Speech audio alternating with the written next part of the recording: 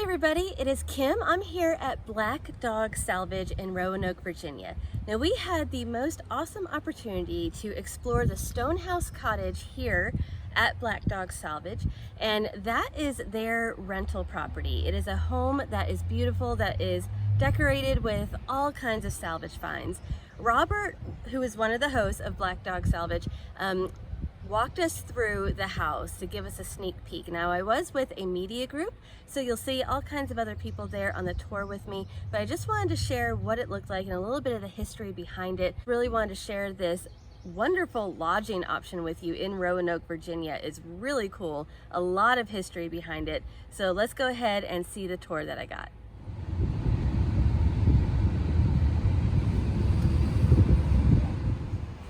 Come on in.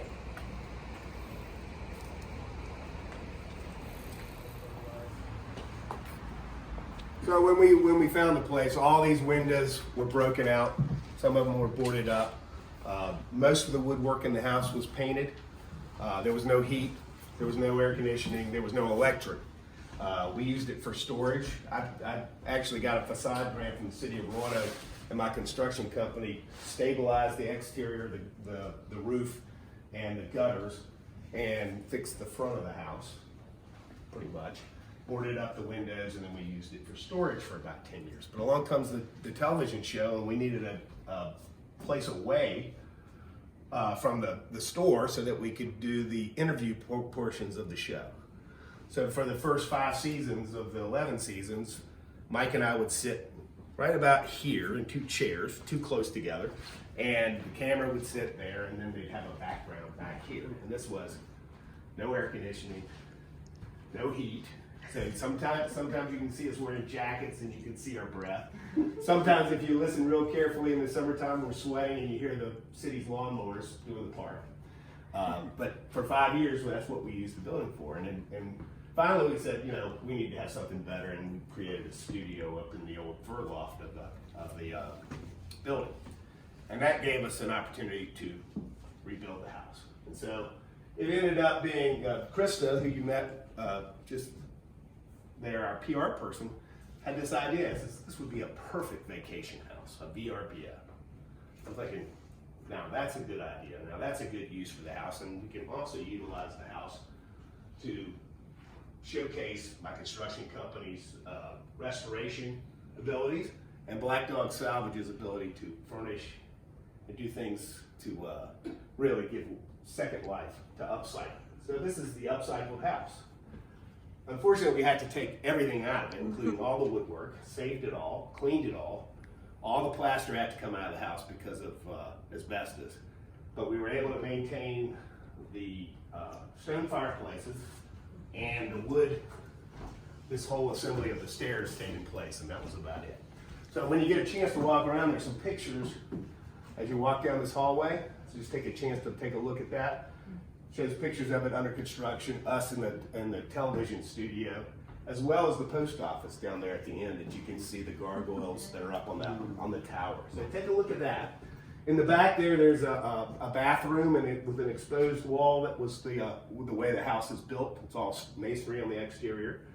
That was a back hallway and had stairs to the basement, which is now built to the bathroom. So take a peek in there when you can. A lot of the fixtures here, all these are projects that were featured on the show. This is part of a marine pattern from a foundry in Philadelphia, the wood. And it would have been a part to a ship. And it's the wood pattern that they would make a mold that would then make the actual piece out of mold steel.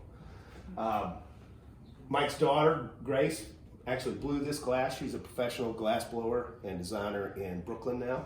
When she was younger, she learned how to blow glass at the Greenbrier and did it for some of our productions. And then, of course, the reuse of the telegraph or telephone insulators. This steel base was part of a canning operation. It's called a retort basket, and you put all the cans in there and they put it in a pressure cooker. And that's, we make table bases out of them. We had about 40 or 50 of them. And they make great fire pits as well. Lots of great reuse.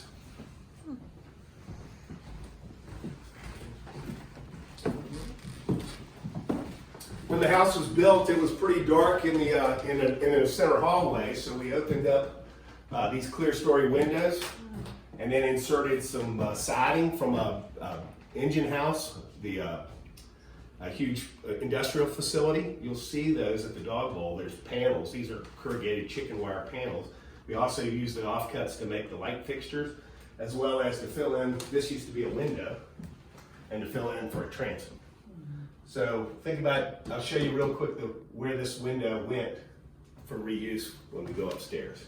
The rest of the house, the rest of the kitchen is all made up of reclaimed material, with the flooring, as well as this Valley block. My grandfather worked for this company for 55 years, and we sell their products still in the showroom. But the base is from a barn in Winchester. This was the roof. And these are the rafters to a 1780s roadhouse in Glade Spring, Virginia, that we took down. So there's a lot of history just in this island. And we're not salvage prudes. We go from the 1780s to these cabinets, which is Pecky cypress. They came from a house that we took apart in Winston-Salem, North Carolina, the vintage of it, 1978. All reusable materials. And then finally the tiles. Most of the field tiles are new, but that line of tile came from a fireplace in Salem, Virginia. It was the surround of the fireplace. So a lot of different things going on in here. The whole back, the deck as we go out was not there when we bought the house, but originally would have had a 2-story wood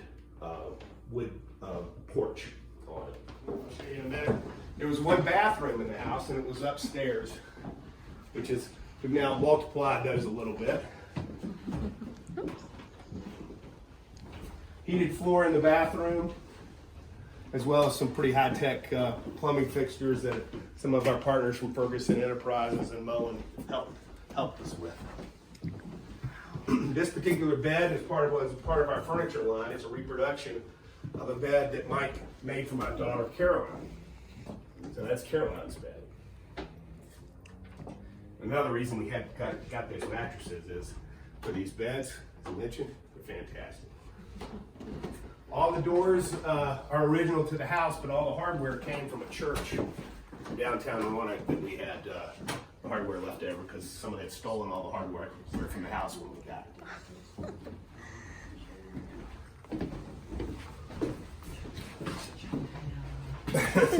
Crazy. I love the rugs. Yeah, that's I think they're Mike's wife actually spec'd all those out. She's an interior designer. Now, this was made out of a door and some shutters. So it's featured in the television show. It's a copy of the one we gave Grayson for her as her wedding present. So she's in her with her wedding dress.